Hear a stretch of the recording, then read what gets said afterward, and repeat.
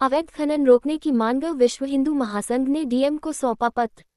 बस्ती सोमवार को विश्व हिंदू महासंघ जिलाध्यक्ष अखिलेश सिंह के नेतृत्व में पदाधिकारियों कार्यकर्ताओं ने जिलाधिकारी को संबोधित पत्र प्रशासनिक अधिकारी को सौंपा। मांग किया कि जनपद में विभिन्न स्थानों पर मानक के विपरीत अवैध रूप से हो रही खुदाई और अवैध खनन को रोका जाए और दोषियों के विरुद्ध कार्रवाई सुनिश्चित किया जाए। पत्र देने के बाद विश्व हिंदू महासंघ जिलाध्यक्ष अखिलेश सिंह ने कहा कि जानकारी मिली है कि खनन अधिकारी और खनन माफिया की मिलीभगत से जनपद में विभिन्न स्थानों पर मानक के विपरीत अवैध रूप से धड़ल्ले से बालू, मिट्टी आदि का अवैध खनन किया जा रहा है। इससे भूक्षरण की प्रबल आशंका है। इससे जनधन का काफी नुकसान हो सकता है। समय रहते अवैध खनन पर रोक लगाया जाए।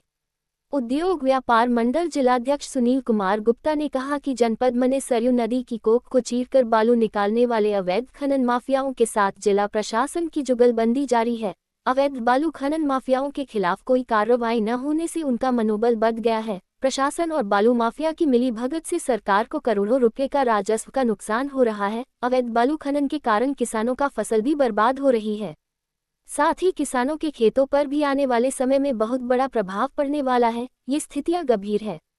पत्र देने के दौरान अखिलेश सिंह के साथ विवेक श्रीवास्तव, जिला अध्यक्ष सनातन रक्षा वाहिनी, पंकज सिंह, राजेश गुप्ता, उपेंद्र सिंह, अर्पण श्रीवास्तव, नागेंद्र सिंह, ऋषभ तिवारी, राजू राजभर, विकास सोनी, आलोक सोनकर, सौरभ त्रिपाठी, राकेश सिंह, विपिन सिंह, अभिषेक आर्य, शिवम मिश्रा, सतीश गुप्ता, महिपाल, विवेक चौधरी, रजनीश चौधरी, प्रमोद चौधरी सहित अनेक पदाधिकारी कार्यकर्ता शामिल रहे।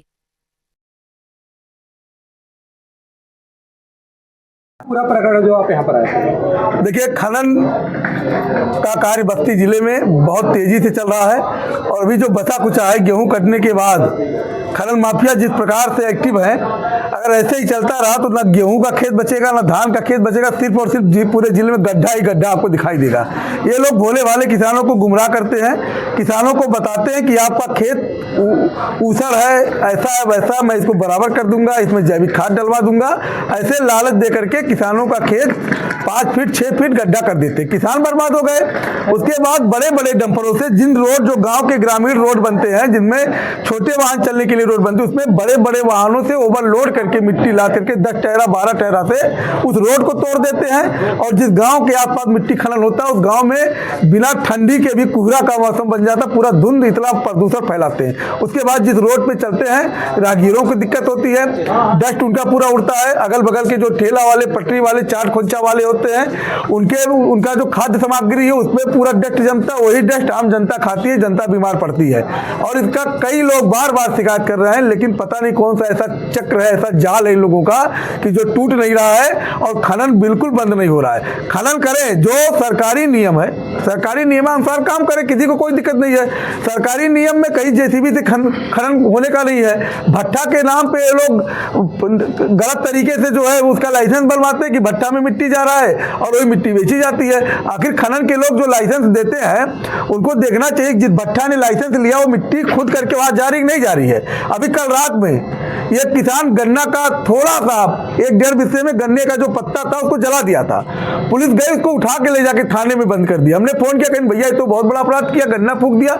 हमने कहा भाई साहब, आपके थाने के क्षेत्र में 8-10 जगह मैं आपको बता रहा हूँ, नोट कर लीजिए, 10 जगहों पर खनन हो रहा है, अवैध खनन हो रहा है, वो आपको नहीं दिखाई दे रहा है। और एक किसान, गरीब किसान, थोड़ा सा अपना गन्ने का वो छिलका और वो जो है वो खरपतवार जला दिया, उसको लाके थाने में बैठा दिए। इस प्रकार का कार्य चल रहा है। किसके संरक्षण में यह सब हो रहा है? देखिए, ये अधिकारियों को, जो खनन के जो अधिकारी हैं उनके संरक्षण में, उनके मिलीभगत से इस प्रकार का कार्य हो रहा है। अगर हमारे अधिकारी सही हैं, कहीं भी देख लीजिए हमारी पुलिस सख्त है, अपराधी सब बिल में घुस गए। कि किसी भी विभाग का जहाँ अधिकारी सख्त है, अधिकारी सही है, वहाँ कोई गलत नहीं कर पाएगा। अधिकारी अगर अधिकारी से ऊपर कोई नहीं कोई है। जेसीबी सीज हो जाएगा, उनकी गाड़ी सीज हो जाएगी, मुकदमा दर्ज हो जाएगा, सबका माफियागिरी उतर जाएगा। लेकिन अधिकारी के मिलीभगत से सब अपना एक सिस्टम बनाए हैं। ना सरकार, ना जनता, ना व्यवस्था, बस एक ही काम है सबका कि धन कमाना, पैसों को इकट्ठा करना, जमा करना, पूंजीपति बनना। ये लक्ष्य लेकर लोग आए हैं और उस लक्ष्य को पूरा कर रहे हैं। क्या मांग किया गया है यहाँ पर? देखिए, परम पूज्य योगी आदित्यनाथ जी महाराज जी का विश्व हिंदू महासंघ ढाल बनकर पूरे उत्तर प्रदेश में काम करती है। सरकार को बदनाम होने वाला कोई भी कार्य हम लोग जिले में नहीं होने देंगे, चाहे उसके लिए चाहे जिस स्तर पर विरोध करना पड़े। अभी तक हम लोगों ने कोई पत्र नहीं दिया था, आज प्रशासन को एक पत्र भी दिया गया है कि इस पर रोक लगे। अगर नहीं लगता है तो एक बड़ा आंदोलन झेलने के लिए तैयार है। सुनने में ये आता है कि खनन अधिकारी माननीयों की नहीं सुनता है। देखिए, ये गलत है, ये गलत है, इसका मैं खंडन करता हूँ। माननीय की ना सुने कि ऐसा किसी में हिम्मत नहीं। अगर कोई माननीय ऐसा कहते हैं कि हमारा नहीं सुनता है तो माननीय कहीं ना कहीं खनन अधिकारी से मिले हुए हैं, साहब जान लीजिए। माननीय का कौन नहीं सुनेगा? अखिलेश सिंह का कोई ना सुने किसी के, ऐसे तो माननीय नहीं है, अध्यक्ष है, महाराज जी के बहुत छोटे से सेवक हैं। किसी की हिम्मत नहीं जो ना सुने, क्योंकि गलत काम हम लोग ले नहीं जाते हैं, जो आप गलत होता है उसका हम लोग विरोध करते हैं। अब तक कहीं भू माफिया देखे जा रहे थे, लेकिन अब खनन माफिया को आप सामने ला रहे हैं। कौन देखिए, जो भी सरकार को बदनाम करने वाली चीजें, कोई भी कार्य हो, किसी भी विभाग का, अगर सरकार की छवि धूमिल होगी, पूज्य हमारे योगी आदित्यनाथ जी महाराज जी पे सवाल उठेगा, उंगली उठेगा, तो उसका विरोध हम लोग पूरे दमदारी से करेंगे। अगर यही रवैया रहा संबंधित अधिकारी का, तो आगे क्या तैयारी है? आगे आंदोलन होगा, ये चलने नहीं पाएगा। हम लोग तो जमीन पर भी उतर के काम करते हैं। कब तक फिर आगे जेसीबी फुकाएगा, ट्रैक्टर फुकाएगा, इस प्रकार से काम तो नहीं चलने पाएगा। कब तक आंदोलन ही निष्कर्ष क्यों? आज पत्र दिया गया है, हम लोग देखेंगे एक सप्ताह।